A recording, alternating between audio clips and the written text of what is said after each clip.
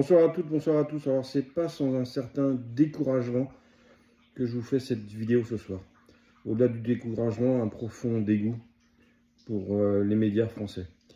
Il y a quelques jours, on apprenait par les États-Unis que l'ancienne directrice des renseignements déclassifiait tout un tas de dossiers sur la crise Covid qui mettait en avant que le docteur Fauci, dont on a entendu parler beaucoup aux États-Unis pendant la crise Covid, avait financé des recherches sur des virus dans des laboratoires et qu'il était à l'origine, entre autres, du Covid, qu'il avait menti aux Américains, qu'il avait menti au Sénat. Enfin, une affaire qui aurait dû faire la une des journaux français.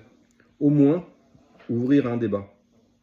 Alors moi, quand j'ai découvert ça, j'ai fait un tweet sur X et un tweet un petit peu violent dans les propos. J'ai repris des termes que l'on entendait beaucoup pendant la période du Far West quand on recherchait un criminel.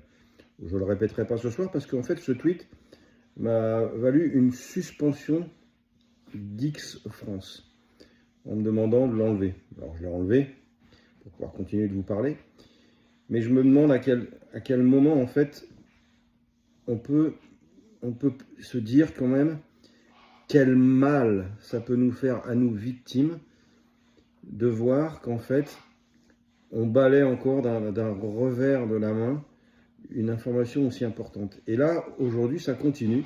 C'est-à-dire que vous avez le Parisien, vous avez l'Express qui font un article sur cette ancienne directrice des renseignements américains en disant que pendant des mois et des mois, elle a reçu des ordres d'une secte, sans même faire allusion à ces dossiers qu'elle a fournis. Et les dossiers sont réels, je veux dire, ce n'est pas des dossiers sortis d'une secte.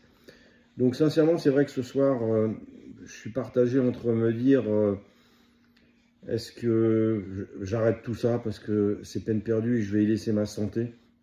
Est-ce que je continue de me battre pour des gens qui de toute façon sont malhonnêtes et pour qui la vie, la mort ne représente rien? Voilà, je vous avoue que je ne sais pas, je voulais vous livrer ça. Je voudrais faire un petit message aussi à Pharos, puisque suite à ce tweet que j'ai fait concernant cette affaire Fauci, des gens ont signalé à Pharos mon tweet. Pharos, vous me connaissez bien, je pense. Et vous savez que je ne suis pas quelqu'un de dangereux, mais qu'au fond de moi, je suis quelqu'un de blessé. Et je suis blessé par l'injustice. Et là, continuellement, cette injustice revient et revient. C'est comme si on m'enfonçait le couteau dans la plaie. Voilà, c'est comme si on m'enfonçait le couteau dans la plaie.